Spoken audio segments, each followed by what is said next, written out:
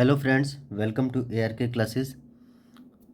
Today we are going to study about the first poem of class 9th and the poem name is The Road Not Taken अर्थात सड़क जो नहीं ली गई. Let's begin. This well known poem is about making choices कि ये जो प्रसिद्ध कविता है यह आपके चुनाव करने के बारे में है and the choices that shape us और वह चुनाव जो हमें बनाता है जो हमें शेप करता है. ठीक है. Robert Frost is an American poet who right simply कि जो रॉबर्ट फ्रॉस्ट है वह एक अमेरिकन कवि हैं और वो बड़े ही सरल भाषा में लिखते हैं. बट इंसाइटफुली लेकिन कहने का मतलब साधारण तरीके से लिखते हैं और सरल भाषा में लिखते हैं लेकिन सामान्य रूप से लिखते हैं अबाउट कॉमन ऑर्डिनरी एक्सपीरियंसेस अर्थात जो साधारण अनुभव है उनके बारे में. ठीक है. अबाउट कॉमन का मतलब जो सामान्य एंड ऑर्डिनरी एक्सपीरियंस है और जो साधारण अनुभव है उनके बारे में इंसाइटफुली अर्थात ही बहुत ही गहन जानकारी रखते हैं. ठीक है. तो let's begin this poem.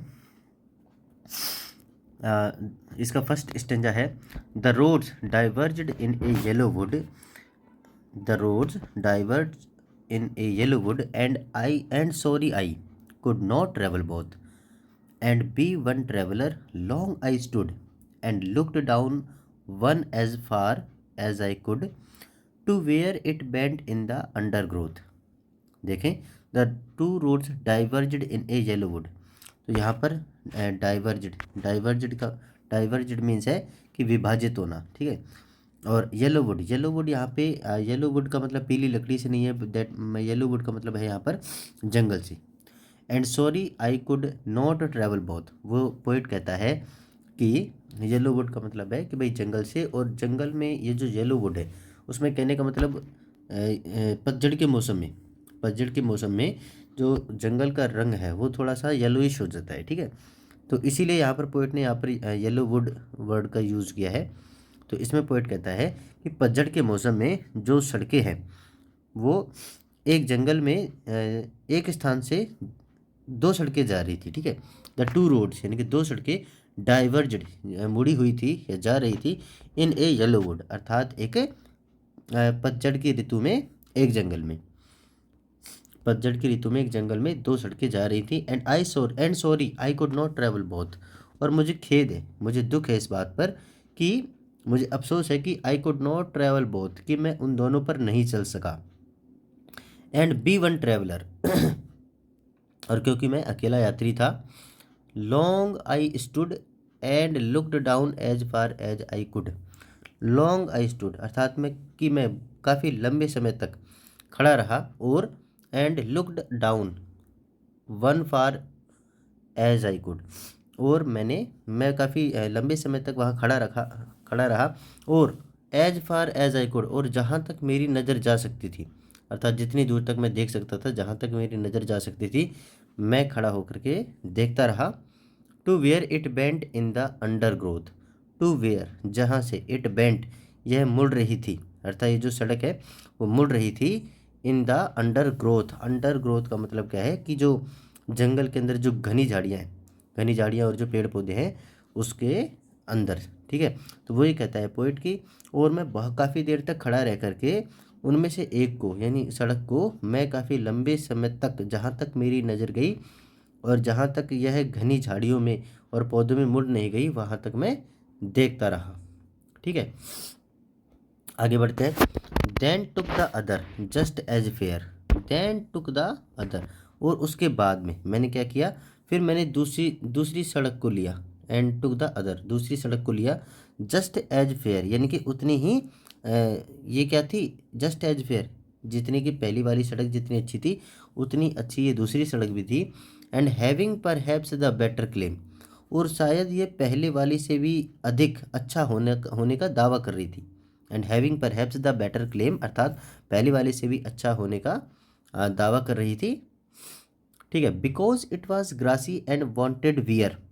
Because it was grassy का मतलब है क्योंकि यहाँ पर इसके ऊपर घास उगी हुई थी.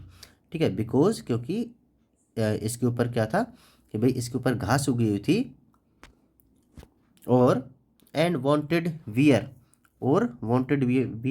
अर्थात कि इस मतलब इसके ऊपर ये जो दूसरी वाली जो सड़क है इसके ऊपर घास उगी हुई थी और ये चाहती थी एंड वांटेड वियर, और ये चाहती थी कि वांटेड वियर मीन्स है कि भाई इसके ऊपर घास फूस उगी हुई थी। तो कहने का मतलब इसने घास फूस रूपी वस्त्र पहने हुए थे, तो ये घास फूस से परिपूर्ण थी। ठीक है। And though as for though as for that the passing there, और ये चाहती थी कि इसके ऊपर से भी लोग होकर के गुजरें। Though as for that the passing there, और ये चाहती थी कि इसके ऊपर से भी लोग गुजरे। Had worn them really about the same, और ताकि यह भी घिस करके, मतलब इसके ऊपर जो घास फूस हुई है उसके ऊपर भी जैसे ही लोग चलेंगे तो लोगों के चलने के कारण वो जो घास वगैरह है उसकी मात्रा यहाँ पे कम हो जाएगी, तो ये भी उस पहली वाली सड़क की तरह ही दिखने लग जाएगी। तो had worn them really about the same, अर्थात कि यह भी लोगों के चलने गुजरने के कारण पहले वाली सड़क के समान ही एक तरह से प्रयोग होना चाहती थी, उसी की तरह दिखना चाहती थी। ठीक है। चलिए आगे बढ़ते हैं।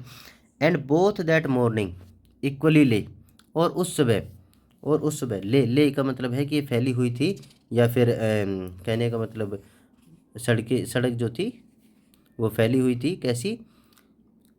And both that morning equally ले, और ये दोनों ही सड़क फैली हुई थी अर्थात दूर तक जाती थी। In leaves no step had trodden black, और वो जो सड़क थी अर्थात कि वो जो उस प्रातःकाल के समय, मतलब कि उस सुबह वो जो दोनों सड़कें थी जो मेरे सामने समान रूप से फैली हुई थी, तो उसके बारे में पोइट ये कहता है कि उस सड़क के ऊपर जो पत्ते पड़े हुए थे, ठीक है, इन लीव्स यानी उसके ऊपर जो पत्ते थे, नो स्टेप उसके ऊपर किसी भी व्यक्ति के चलने के कदम नहीं थे, जिसके कारण से हैड ट्रोडन ब्लैक, अर्थात जिसके कारण से मतलब कि पत्तियों के ऊपर पैर रखकर व्यक्तियों के चलने के कारण उनका रंग काला पड़ा हो, तो ऐसा कुछ भी नहीं था उन सड़कों के ऊपर। अर्थात मतलब यह है कि भाई कि पत्तों के ऊपर किसी ने भी पैर रख करके रौंद कर उन्हें काला नहीं किया था। Oh I kept the first for another day, कि अरे मैंने पहले वाली सड़क को किसी और दिन के लिए बचा करके रख लिया, अर्थात मैंने पहली वाली सड़क को किसी और दिन के लिए छोड़ दिया। ठीक है, और किसी और दिन चलने के लिए मैंने उसको रख लिया। और yet knowing how way leads on two way, जबकि ये बात मैं जानता था कि किस प्रकार से जो सड़कें हैं वो हमें कहाँ लेके जाती है। मतलब कि जब कोई व्यक्ति किसी सड़क पर चलने लगता है तो वह सड़क, कहने का मतलब, किसी रास्ते पर लौटकर दोबारा नहीं आती, बल्कि हमें कहीं ना कहीं आगे ही बढ़ाती रहती है, कहीं ना कहीं आगे ही लेके जाती है। तो yet knowing how way Leeds on two way, बल्कि जो पोएट है वो ये कहता है कि जबकि मैं ये बात जानता था कि किस प्रकार से सड़कें हमें आगे ही लेकर के जाती हैं, मतलब कि वो ये जब आज जानता था कि मैं अगर इस सड़क पे जाऊंगा तो मैं आगे ही बढ़ता रहूंगा, लेकिन मैं कभी लौटकर वापस नहीं आ पाऊंगा, लेकिन फिर भी वो दूसरी सड़क को, सॉरी पहली वाली सड़क को किसी और दिन के लिए रख लेता है।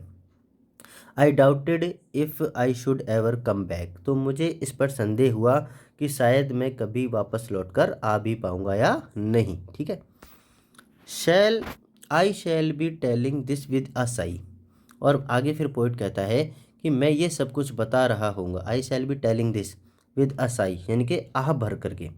तो मैं फिर पोइट कहता है कि कभी ऐसा होगा कि आगे चल करके कई युगों बाद में, काफ़ी टाइम बाद में, ये सारी बातें मैं एक साई यानी आह भरते हुए बता रहा हूँगा।